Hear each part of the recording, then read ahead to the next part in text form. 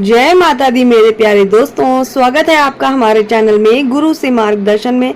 दोस्तों, शिवलिंग पर नहीं चढ़ाने चाहिए ये चार चीजें मानी जाती हैं वर्जित।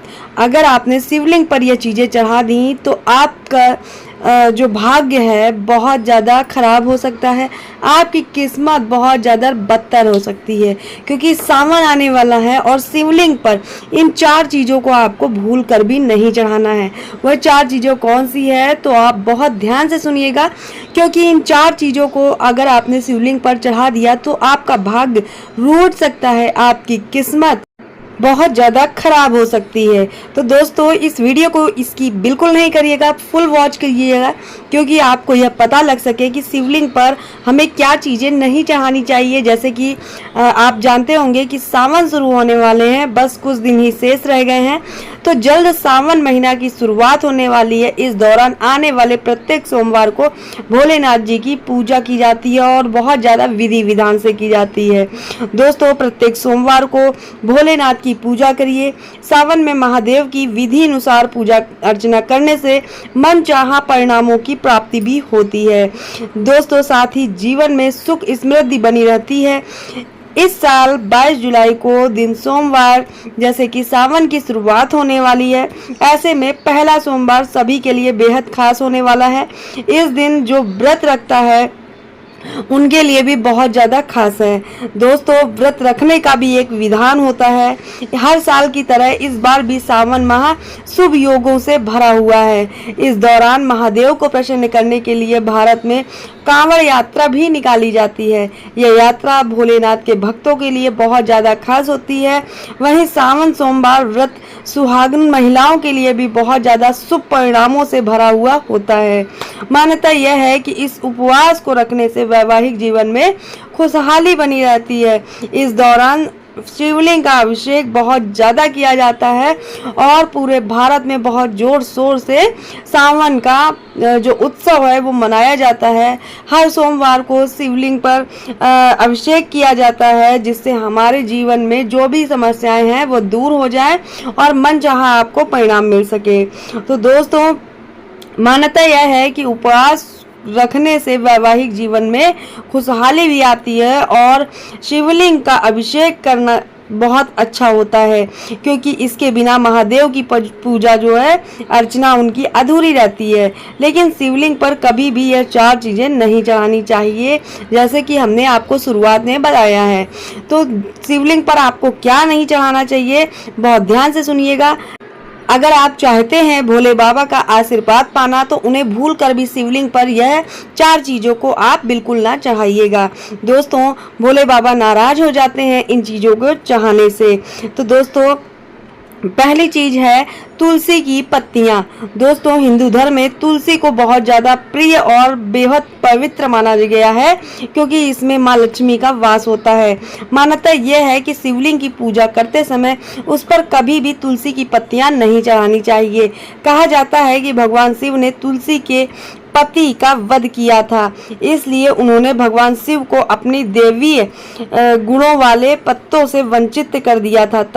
तभी से शिव पूजन में तुलसी नहीं चढ़ानी चाहिए।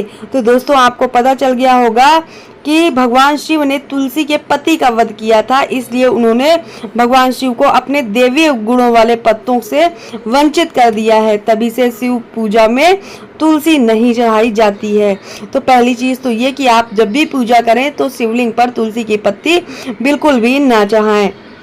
अब बात कर लेते हैं दूसरे पॉइंट की कि नारियल पानी नहीं चढ़ाना चाहिए। शिवलिंग पर नारियल पानी कभी भी भूल से भी नहीं चढ़ाना चाहिए। धार्मिक मान्यताओं के अनुसार जो भी नारियल भगवान की पूजा में प्रयोग होता है उसको बाद में प्रसाद के तौर में ग्रहण कर लिया जाता है। हालांकि शिवलिंग का अभिषेक जिन भी चीज़ों से होता है उन्हें ग्रहण करने की मनाही होती है, इसलिए कभी भी शिवलिंग पर नारियल पानी नहीं चढ़ाना चाहिए। तो दोस्तों, आपको दूसरी चीज़ हमने बता दी है कि नारियल पानी आपको नहीं चढ़ाना है शिवलिंग पर।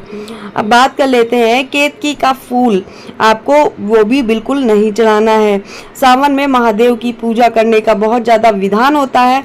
उनका आशीर्वाद पाने के लिए कुछ लोग निर्जला व्रत भी रखते हैं और विधि विधान से महादेव की पूजा करते हैं। इस दौरान आपने अगर भूल कर भी केतकी का फूल चढ़ा दिया है तो भगवान हमसे नाराज हो सकते हैं। दोस्तों, इस दौरान आपको भूल कर भी केतकी का फूल शिवलिंग पर अर्पित नहीं करना है। मान्यताओं के अनुसार केतकी के फूल ने ब्रह्मा जी का झूठ में साथ दिया था। इस बात से नाराज होकर महादेव ने केतकी के फूल को श्राप दिया था। तभी से इस फूल को अर्पित करने की मनाही होती है। तो आपको समझ में आ गए होंगे जो 3 पॉइंट हमने बताए हैं। अब चौथा पॉइंट भी आप सुन लीजिए। और दोस्तों, एक बात हम बीच में कहना चाहेंगे आपसे कि अगर आपको मेरी वीडियो या मेरी जानकारी आपको पसंद आती हो तो चैनल को सब्सक्राइब जरूर करिएगा, क्योंकि हम अपने वीडियो में ऐसी जानकारी आपके लिए लाते हैं और लाते रहेंगे। नई नई जानकारी आपको देखने को यहाँ पर मिलेगी। तो दोस्तों, अगर अभी तक आपने चैनल सब्सक्राइब नहीं किया है तो जरूर करिएगा। ज़्यादा से ज़्यादा लोगों में शेयर करना बिल्कुल ना भूलें। तो दोस्तों, यहाँ पर हमने 3 पॉइंट आपको बताए हैं, जैसे तुलसी की पत्ती शिवलिंग पर नहीं चढ़ाना है और नारियल पानी शिवलिंग पर नहीं चढ़ाना है और केतकी का फूल आपको शिवलिंग पर नहीं चढ़ाना है। क्यों नहीं चढ़ाना है उसका कारण भी हमने बताया है। अब दोस्तों, बात कर लेते हैं अगले पॉइंट की कि हमारे पौराणिक मान्यताओं के अनुसार महादेव ने शंखचूर्ण नामक एक राक्षस का वध किया था। कहा जाता है उसी राक्षस से शंख उत्पन्न हुआ था। तभी से भगवान शिव की पूजा में शंख का प्रयोग वर्जित माना गया है।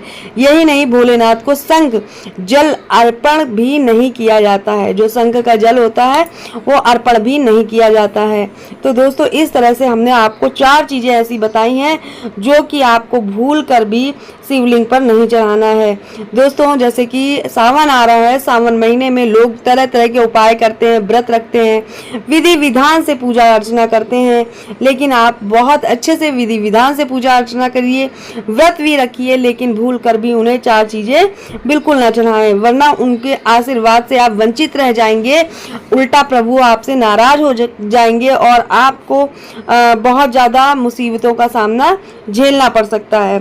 सावन में शिव पूजा का बहुत ज़्यादा महत्व होता है। सावन में भगवान शिव की पूजा करने से जीवन में आपकी खुशियां ही खुशियां आती हैं। विशेषकर सोमवार के दिन अगर आप व्रत रखते हैं और बहुत अच्छे से विधि विधान से पूजा करते हैं तो ये आपके लिए बहुत ज़्यादा अच्छा है।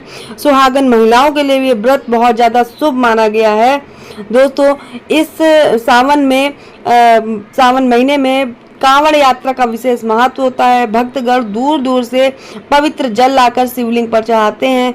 यह यात्रा शिव भक्तों के लिए अत्यंत ज्यादा महत्वपूर्ण भी होती है। दोस्तों, शिव पूजा में शिवलिंग का अभिषेक करना बहुत ज़्यादा जरूरी होता है। जब तक आप अभिषेक नहीं करेंगे तब तक आपकी पूजा अधूरी मानी जाएगी। इसलिए आपको शिवलिंग की पूजा में इन चीज़ों को बिल्कुल भी नहीं चढ़ाना है।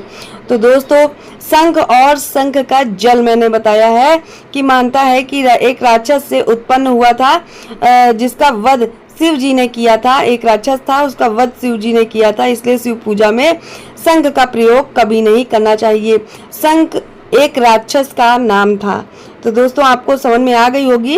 और सावन में शिव पूजा के लाभ के बारे में भी आपको बता देते हैं थोड़ा सा कि सावन में नियमित रूप से जो शिव की पूजा करता है उसके जीवन में कभी भी कोई मुश्किलें नहीं आती हैं। वैवाहिक जीवन भी उसका सुखमय व्यतीत होता है और उनकी जो भी मनोकामना है भगवान जल्द से जल्द पूरा करते हैं। सावन का महीना शिव भक्ति का विशेष समय होता है। इस दौरान शिव पूजा और व्रत रखने से आपके जीवन में एक्टिव ऊर्जा आती है। पूजा विधि का ध्यान रखते हुए आप इन चीज़ों को परहेज करिए जो हमने बताया है। आप इन चीज़ों को छोड़कर और भी चीज़ें चढ़ा सकते हैं। आगे वीडियो हम और भी लाएंगे सावन के बारे में। तो अगर आपको ये जानकारी पसंद आई हो तो चैनल को सब्सक्राइब जरूर करिएगा, ज़्यादा से ज़्यादा लोगों में शेयर करना बिल्कुल ना भूलें। तो दोस्तों, फिर मिलते हैं अगली नई जानकारी के साथ। तब तक जय माता दी, स्वस्थ रहिए, मस्त रहिए, अपना ख्याल रखिए और जीवन में विधि विधान से पूजा अर्चना उपाय करते रहिए। जय माता दी।